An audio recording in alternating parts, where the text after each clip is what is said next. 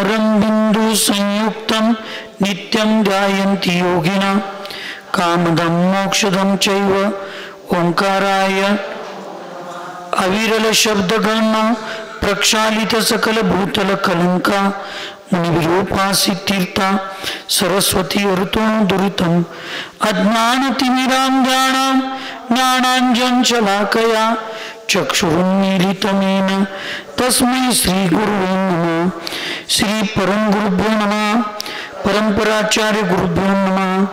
सकल कलुष विध्वंसकं श्रेयसां परिवर्धकं धर्म संबंधकं भव्य जीव मनः प्रतिबोधकारक निधन शास्त्रं श्री मूलाचार प्रदीपनां देयम् अस्य मूलग्रंथकर्तार श्री सर्वज्ञ देवा स्तुत्र ग्रंथकर्तार श्री गंधर्देवा प्रतिगंधर्देवा तेषां मोक्षानुसार साध्य सकल कीर्ति आचार्येण विरचितं निधन शास्त्रं श्रोतार सावधानतया शृण्वन्तु।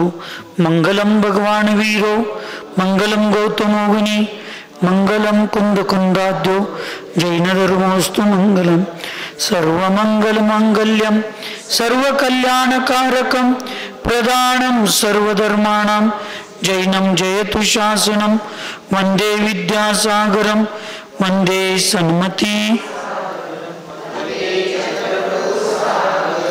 श्रीमन्तं मुक्तिभर्तारं वृषभं वृषनायकं धर्मतीर्थकरं ज्येष्ठं वंदे नन्तगुणार्णवं ज्ञानाचार फलप्राप्ता नरहत सिद्धत्रियोगिना नत्वा वश्रेष्ठदाज्ञाचारं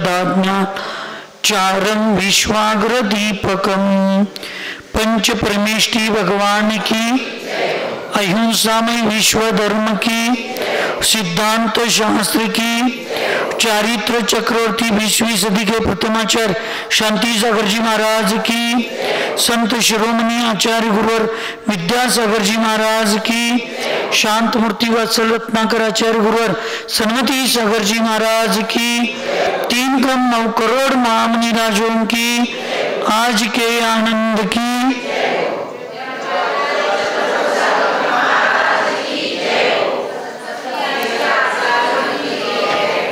आचार्य भगवंत सकल कीर्ती महामुनिराज मूलाचार प्रदीप या महान ग्रंथात 6व्या अधिकारामध्ये काल प्रशस्त आणि अप्रशस्त ध्यानाची चर्चा चालली होती आणि काल एक प्रश्न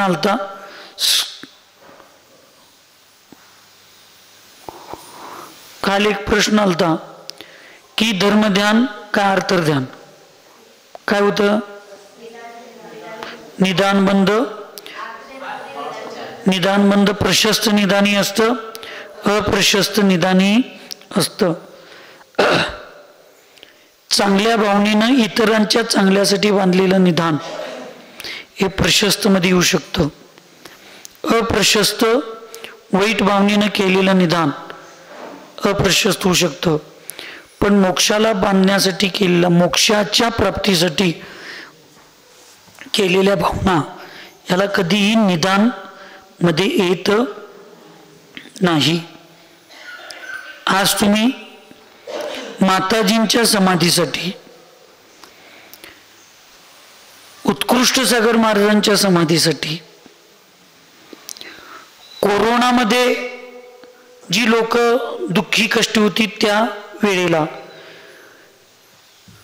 शेडबाळमध्ये पार्श्वसेन महाराजांची समाधी चालू आहे त्यासाठी,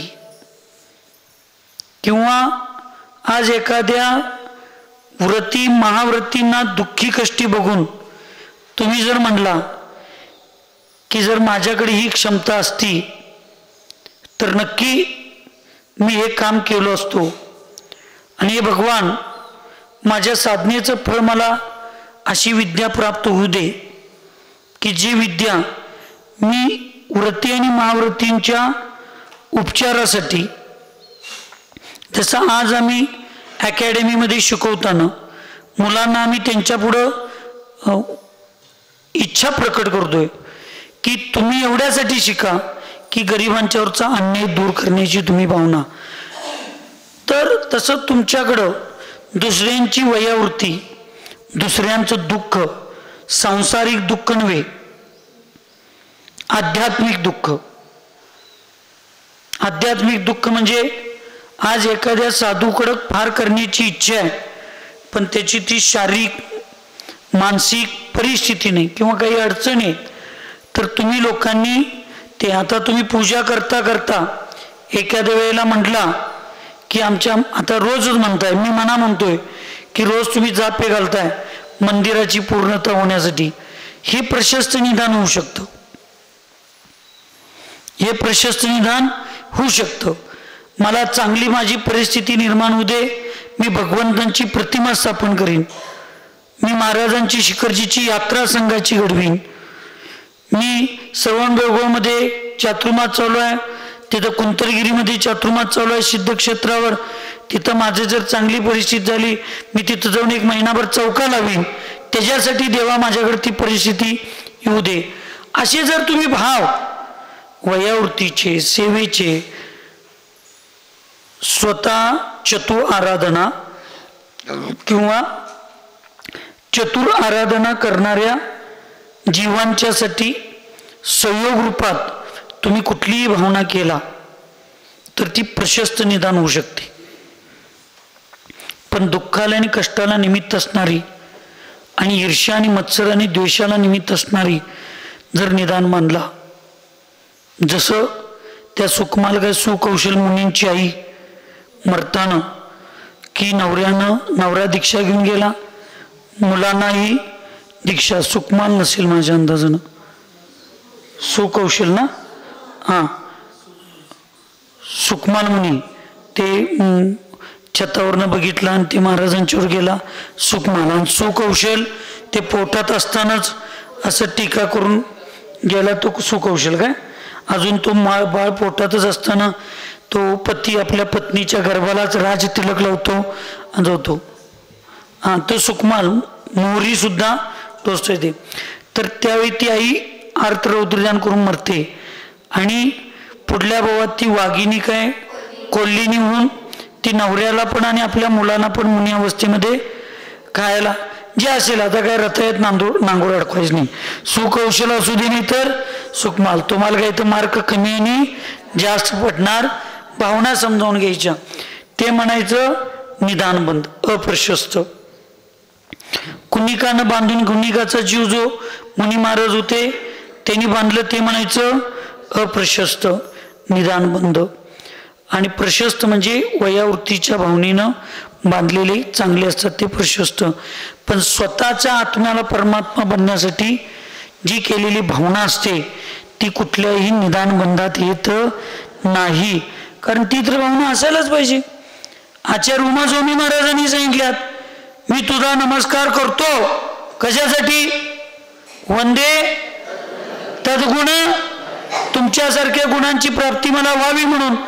मग त्याला निदान बंध. मग आम्हाला कुंद स्वामी हे उमास्वामी महाराज काय आम्हाला निदान बंध शिकवायला लागलेत. मग तत्वार सूत्रचं मंगलाचरण म्हणताना निदान बंध होईल, मग 6व्या 7व्या गुणस्थानातल्या महाराजांनी ते म्हणायचं नाही असं होईल नाही.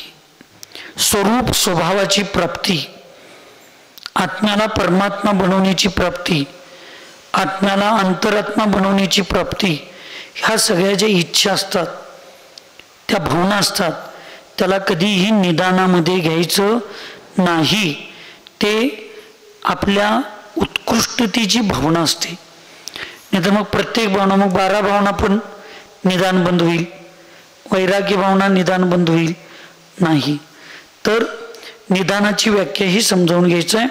आज आपण या ठिकाणी पहिलं जे अनिष्ट संयोगज आर्तध्यान आहे त्याचं स्वरूप बघायचं आहे. सर्पसिंहारी चौरादी कंटकाग्नी दुरात्मना अन्येषांच्या मनोज्ञानां संयोगे सति भूतले तद्वियोगाय संश्लेष मनसा चिंतनम् क्रियते क्लेशभिर्यत् दार्त्र माध्यमघाकरम् सर्पसिंहारि चौराणि कंटकानि दुरात्मना अन्येषां चामनोद्यानां संयोगे सति भूतले तद्योगाय संक्लेशं मनसा चिन्तनं क्रियते क्लेशभिर्यत् सर्प म्हणजे साप, सिंह म्हणजे सिंह, सिंहारीचं अरी निघतंय, अरी म्हणजे शत्रू, चौर म्हणजे चोर, आदी म्हणजे असे अनेक आपल्याला आता जीव रूपात घ्यायचे, म्हणजे व्यक्ती रूपात. कंटक म्हणजे काटे, अग्नी म्हणजे आग, दुरात्मना म्हणजे दुष्ट लोक, अशी जी लोक आहेत ते, किंवा अन्य येशाम अशाच प्रकारे च अमनोज्ञानाम जे आपल्या मनाला प्रशस्त चांगले वाटत नाहीत अशा वस्तूंचा, व्यक्तींचा, व्यवस्थेचा संयोग होतो.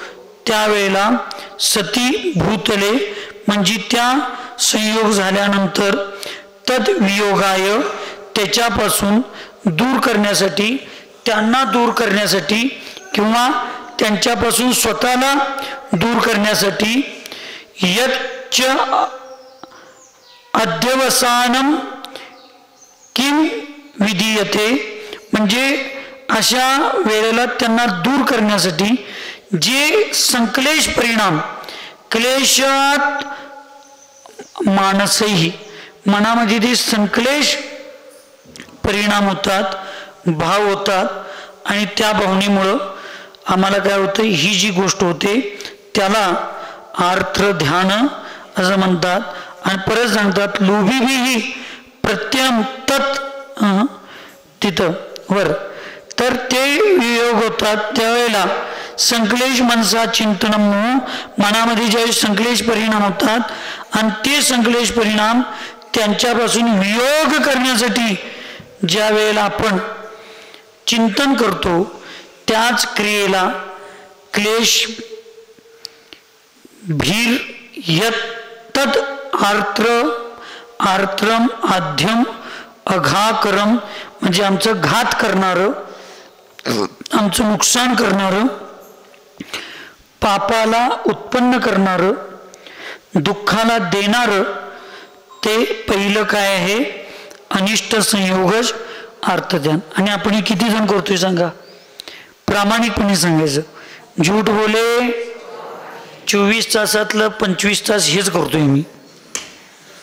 हां म्हणजे 24 तास केल्यावर 1% एक व्याज येत नाही का एक्स्ट्रा, 1 तास जास्त हेच करत बसतोय मी. घरात सोडा, मंदिरात येऊन पूजा करताना आमचं लक्ष देवाकडे राहत नाही. ती आली, ही आली, माझी जवळ माझी मैत्रीण पाहिजे, माझी बहीण पाहिजे, माझी ही पाहिजे, काही नाही. शेजारनी जिथं तुमचं घराचं बांधाचं वांद आहे तिथं ती आली. आमच्या मनात एवढे मोठे पुढे वीतराग भगवान असताना त्याचा आनंद आम्ही घ्यायचा सोडतो आणि त्या पापात राग द्वेष करण्यात बसतो.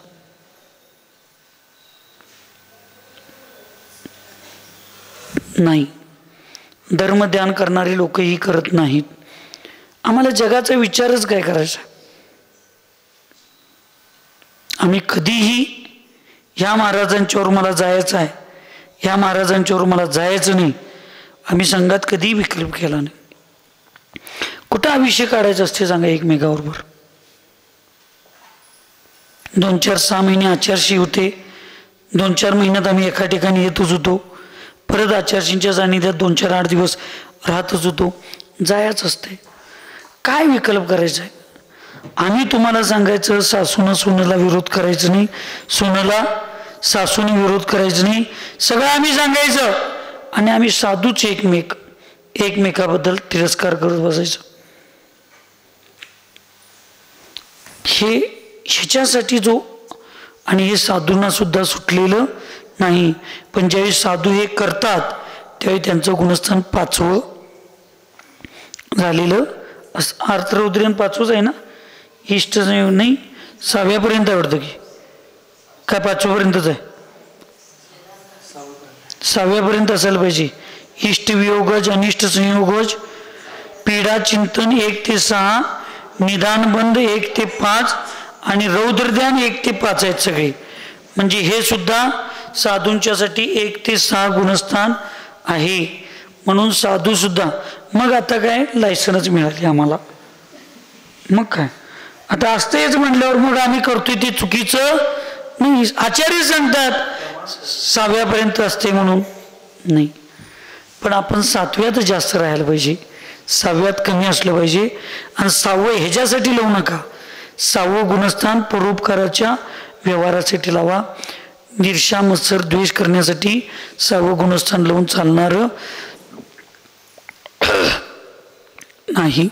म्हणून साप, सिंह, शत्रू, चोर कोणी येऊ देत, जीव रूपामधले आमचे आम्हाला जे चांगलं वाटत नाही रे, मनामध्ये विकल्प होता कामा नाही.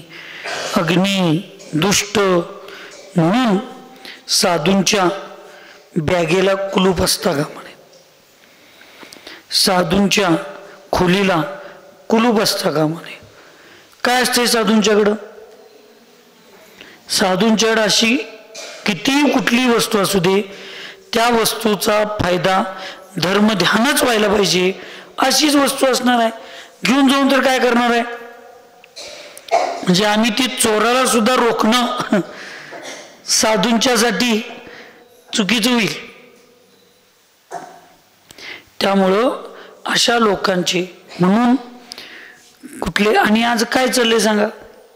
आज समजा मी आचार्यशींना मानणारा साधू आहे, आज आचार्यशींना न मानणार आहे, आचार्यशींच्या विचाराला न मानणारे साधू जर कोथळीत या लागले आणि मी त्यांचा तिरस्कार करत बसलो तर, गुरुजी त्यांचं त्यांना तिकडे व्यवस्था करायचं, आमच्या हॉलकडे त्यांना वाटतं आणायचं तिकडं, नाही तर त्यांना इथं करणार असला तर आम्हाला दुसरीकडे व्यवस्था करा, आम्हाला त्यांच्यापाशी जायचं. असं उद्या चंद्रपूर सागर जरी म्हटले तरी लक्षात ठेवायचं आम्ही ह्याच्यात गेलो. आणि हा सगळं तेच साधूच्यात चालले. आम्ही दुसऱ्यांच्या स्टेजवर जाणार नाही, आमच्या स्टेजवर कोण यायचं नाही. आणि तरी पण मी हिंद केसरी, माझ्या तालमीतला पैलवान, माझी कुस्ती माझ्यात पैलवानाबरोबर, पंच म्हणून आहे तो माझाच पैलवान, सगळं आमचंच. आणि आम्हीच हिंद केसरी म्हणून गळ्यात दुपट्टा घालून घ्यायचं. दुसऱ्याच्या तालमीत जाऊन शड्डू मारणारा खरा पैलवान असतो. आम्ही दुसऱ्यांचं ऐकायला आम्हाला वेळ नाही, आमचं सांगायला त्यांच्याकडे आम्हाला जायला वेळ नाही. आम्ही आमच्यात वासरात लंगडी गाई शानी अशी आमची सगळ्यांची अवस्था झाले. आणि माझ्या एवढं मग सम्यक दृष्टिकोन नाही, माझ्या एवढा शहाणा कोण नाही माझ्याकडं. आम्ही दुसऱ्यांच्या पशी गेलो तर विवादच होतोय असं म्हणायचं काय काम आहे? देऊ काय एक उदाहरण लक्षात आले म्हणून? नको तर राहू दे, चला. अवे कौरवांच्या डोकीत होतं,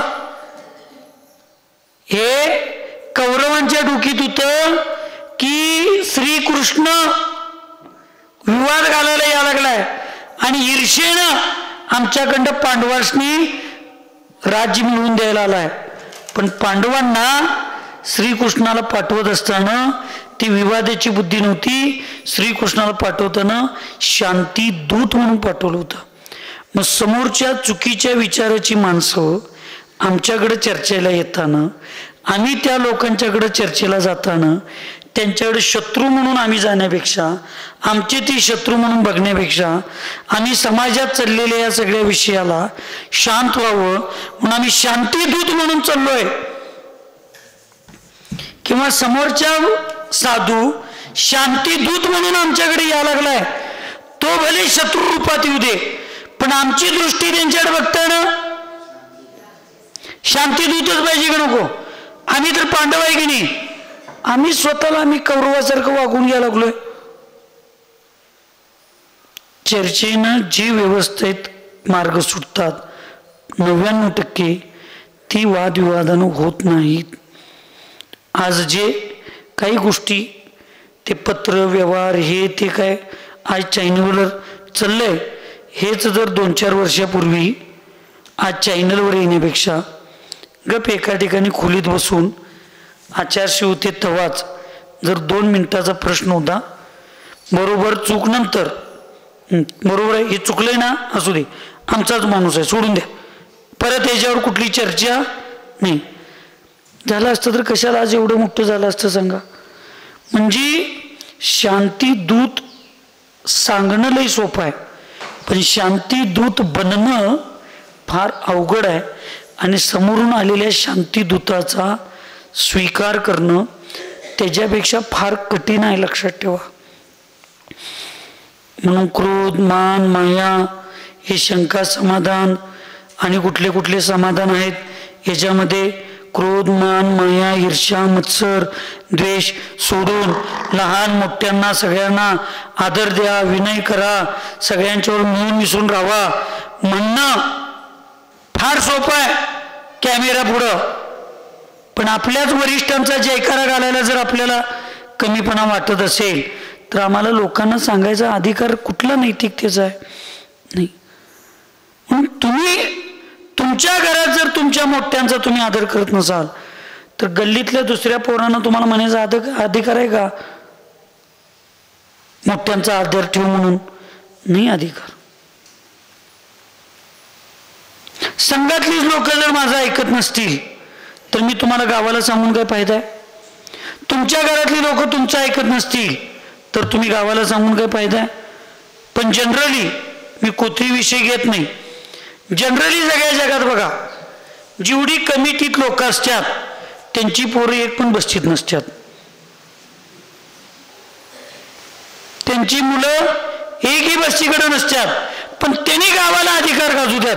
हे तू का काम करत नाहीस? चुकून एखादा पोरगा म्हटला तर तुमचं पोरगं कुठं आहे म्हटलं तर काय अधिकार आहे आपला? आपली पोरं मंदिरात येत नाहीत, आपल्या पोरांना धर्म माहीत नाही, आपल्या पोरांना काम करून माहीत नाही, आमची मुलं कधी मंदिरात येऊन काम करत नाहीत आणि आम्ही गावातल्या मुलांच्यावर जर अधिकार गाजवत बसलो तर चालणार आहे? तुमचं पोरगं तुमचं ऐकत नाही आणि तुम्ही शेजारच्या लोकांना हे दारू प्यायचं नसते दारू प्यायचं नसते म्हटलं तर चालणार आहे? तर आज माझी शिष्य माझं ऐकत नसतील, माझेच अनुयायी माझं ऐकत नसतील तर तुम्हाला मला अधिकार गाजवायचा काय अधिकार आहे? काही नाही. म्हणून कुंतीची पोरं आपल्या आईचा आणि कुंतीची मुलं आपल्या थोरल्या भावाचा डावात सगळं युधिष्ठिरनं गमावला, पत्नीला पण लावला, पण त्या बारक्या 4 भावांच्या तोंडात युधिष्ठिर बद्दल कधीही वाईट भाव आले. ह्या वडिलांच्या वडील भावाबद्दल आदर होता. आज 5,000 25,000 कर्ज जर तोडल्या भावाच्या नजर चुकीने झालं तुझं तू केलास, आमचा काही संबंध नाही म्हणतात. आज गुरुजीने एखादं चांगलं वाटलं म्हणून एक चांगलं करायच्या भावनेनं त्यांनी काय तर निर्णय घेतला आणि अशुभ कर्माच्या उदय ती गोष्ट बिघडली, ते गुरुजींचा निर्णय होता, आमचा काही संबंध नाही. आम्ही सपोर्ट करतोय का? असू दे गुरुजी, तुम्ही चांगल्या भावनेनं करत होता, आपलंच कर्म आहे, चुकीचं घडलं, असू दे, तुम्ही काय लय विकल्प करू नका, आम्ही तुमच्याबरोबर आहे असं आम्ही म्हणतोय का? असं म्हणत असेल तर आपली एकी आहे. और हम सब एक है तो हमारा काम नेक है. आम्ही चांगलं असेल तर आमचं सगळं होतंय. म्हणून पहिला स्वतःचा अधिकार कितपत आहे, स्वतःच्या अधिकाराची पहिला परीक्षा घेतली पाहिजे. माझाच अधिकार माझ्या घरात, माझ्या संघात, माझ्या परिवारात, माझ्या शिष्यांच्यावर राहिला नाही, मी दुसऱ्यांना कसं सांगू?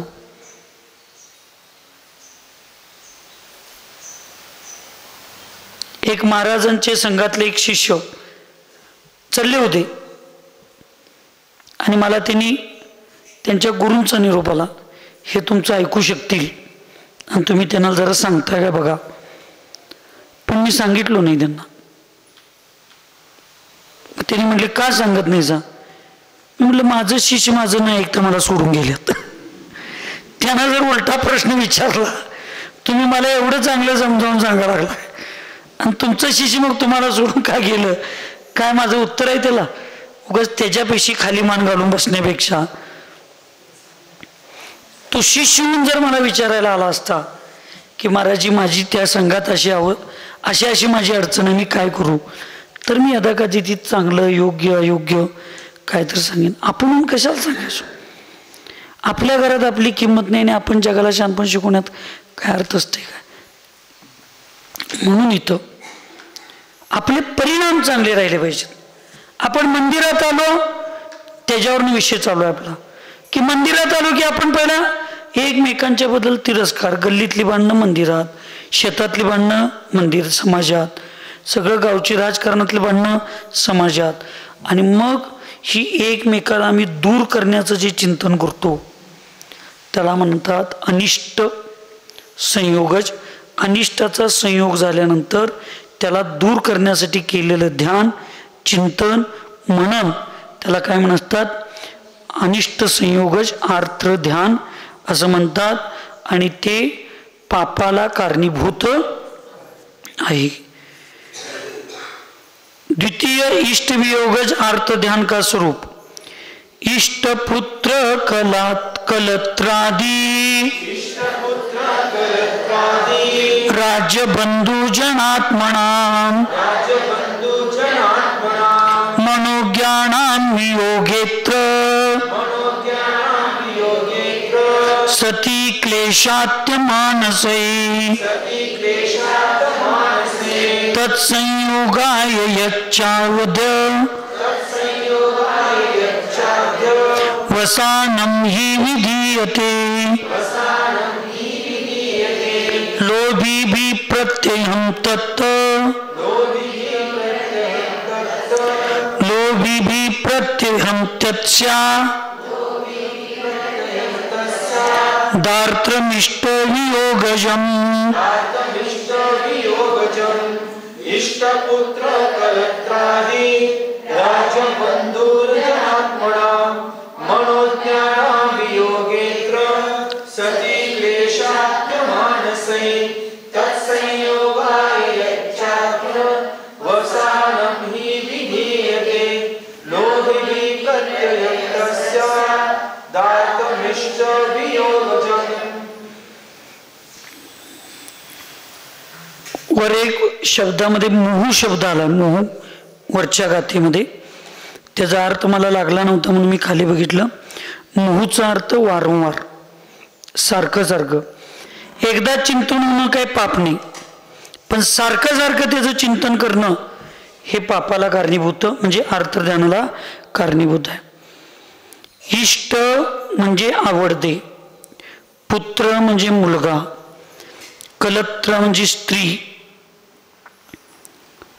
आदी म्हणजे मग सगळं घ्यायचं, राज्य, बंधू म्हणजे भाऊबंध, जनात्मनाम म्हणजे असे सगळे लोक, मनोज्ञानाम जे आपल्या मनाला चांगले वाटतात, वियोगेत्र म्हणजे यांचा वियोग झाल्यानंतर, सती ज्या वेळेला, क्लेशात मानसही म्हणजे ज्यावेळी क्लेश परिणाम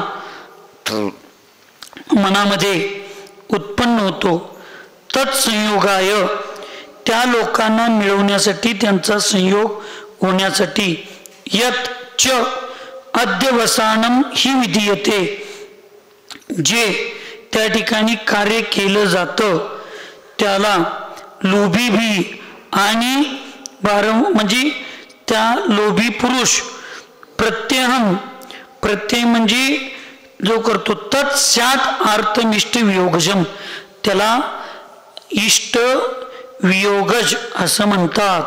ऐकायला का झोपायला आहे? लक्षात यायला लागले का सगळ्यांच्या? सगळ्यात यायला लागले. म्हणून सासरवाडीला लग्न करून गेलेल्या मुलगीला कसं त्यांच्या घरातनं सारखं माहेरला माझ्याकडं आणीन याचा जर भाव करत असला तर आर्त ध्यान. आणि मग त्या सासूला सांगा लागला एकाचं दोन करून घेऊन यायचा प्रयत्न केला तर इष्ट वियोगज आर्त ध्यान मोना जाऊन 10 दिवस झालं. ती असती तर अजून चांगली सेवा केली असती. आता कवा इथे कुणास टोटती असं तुम्ही करत नाही. उदाहरण सांगा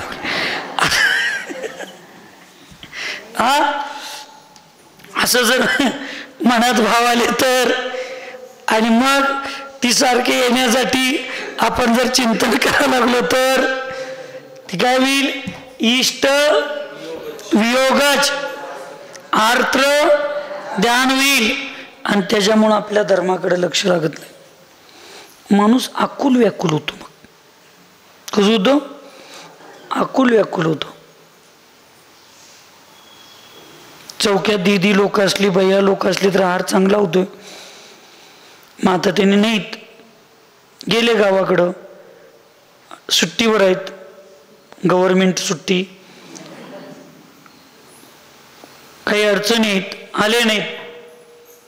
मग आता ते 2 दिवस अगोदरपासूनच विचार आता हिनी 2-4 दिवस येणार नाहीत. मग जरा अमृताला सांगायला पाहिजे आता जरा दीपाताईला सांगायला पाहिजे जरा अध्यक्षताईला सांगायला पाहिजे जरा घर सोडून बाहेर तेज असणारी तेजश्री ताई तिला सांगायला पाहिजे की जरा असं कर जरा तसं कर जरा दीदींना विचारून घे किंवा आम्ही दीदींना सांगायला पाहिजे. मग त्यांना जरा सांगा किती विकल्प होतोय सांगा. मग परत त्यांनी केव्हा येणार त्यांनी केव्हा येणार त्यांनी केव्हा येणार.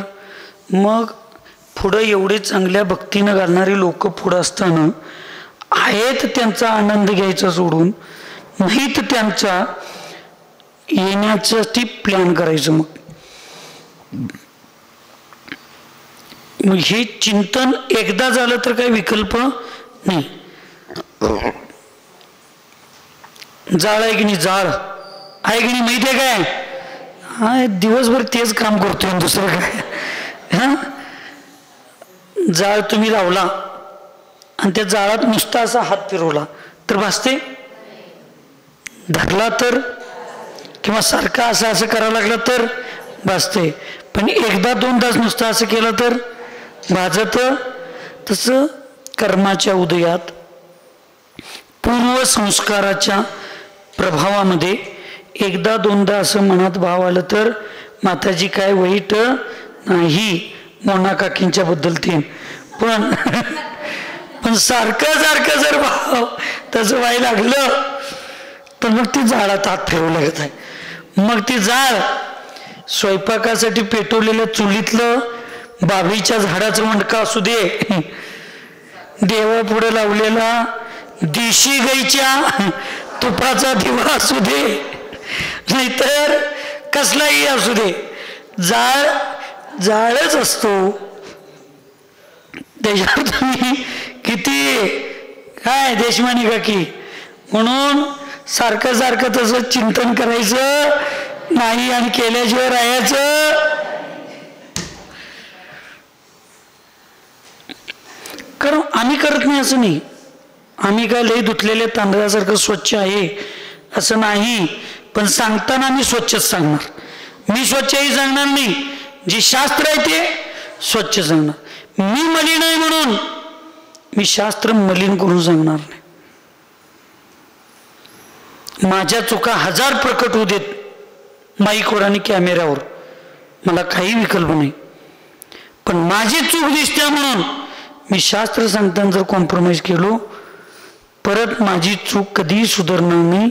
अशा अवस्थेत माझा जन्म होईल. म्हणून हे सांगताना तर कॉम्प्रोमाइज नाही. तर कधी सिंहासनासकट वसुराजासारखं 7व्या नरकात जाऊन पृथ्वी छेदून जाईन गॅरंटी सुद्धा नाही लक्षात ठेव. आणि त्यामुळे सत्य थोडं कटू असतं आणि ते पचवणं फार कठीण असतं. आम्ही जरा सत्याने स्पष्ट बोलतोय म्हणताना लोक कमी येतात, पण आम्हाला काही गालावर हात फिरवायची सवय नाही. मग कशासाठी करायचं? हे सगळे विकल्प आम्हाला जर साधूंना व्हा लागले तर मग काय? उद्या मोबाईल वापरू नका, असं करू नका, तसं करू नका म्हणून आज मी ब्रह्मचार्यांना सगळ्यांना सारखं सारखं सांगतोय.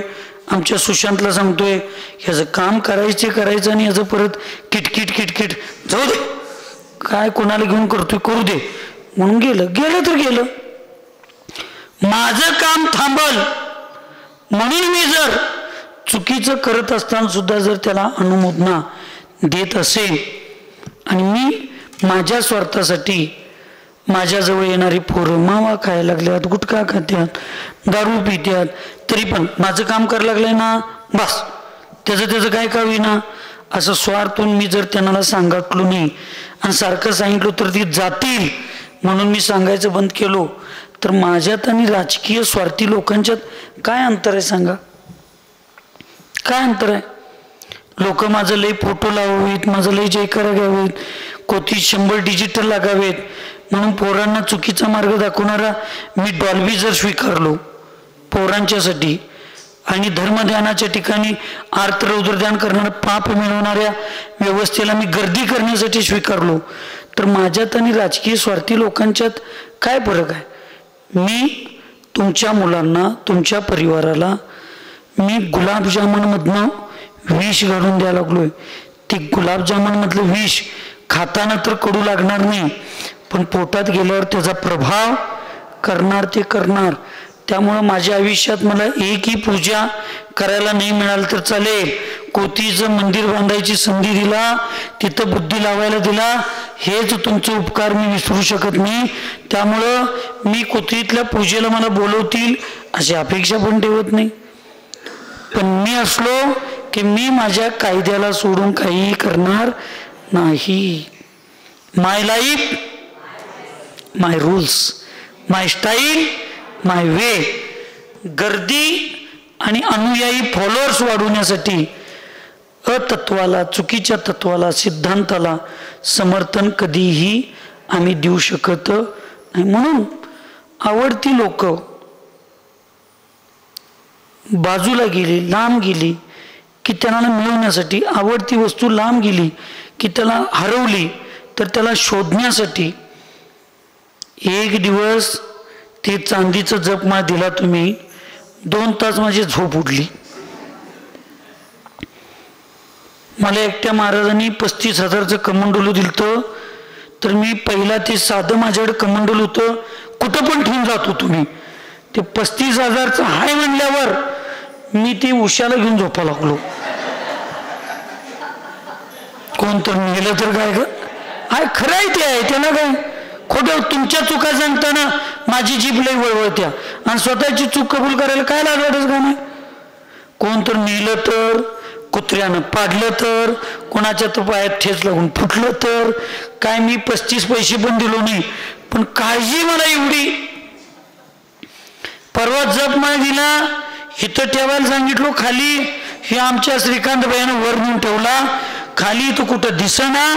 10 मिनिटं वीरसागरानं 2दा जपमाळ कुठे गेली, जपमाळ कुठे गेली, जपमाळ. मी म्हणलं गुरुजींनी चांदीची दिली तर ही रड, सोन्याची दिली असती तर खोलीला एक कुलूपच होतं बघ, आहारला सुद्धा अर्ज करून आलो असतो. कशासाठी काय? पण त्या दिवशी सामायिक मध्ये चिंतन झालं, काय जपमाळ सोन्याचं नेऊन कोण काय करणार आहे? घातला तर जप घालल, विकला तर एक दिवस पोटाला खाईल, ह्याच्यापेक्षा वेगळं काय करणार? आणि फुकट दिलेल्या जपमाळेचं तुला एवढं हरवली तर विकल्प व्हायला लागले.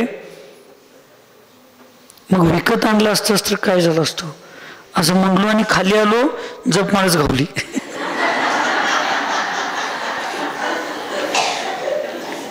जपमाळच घावली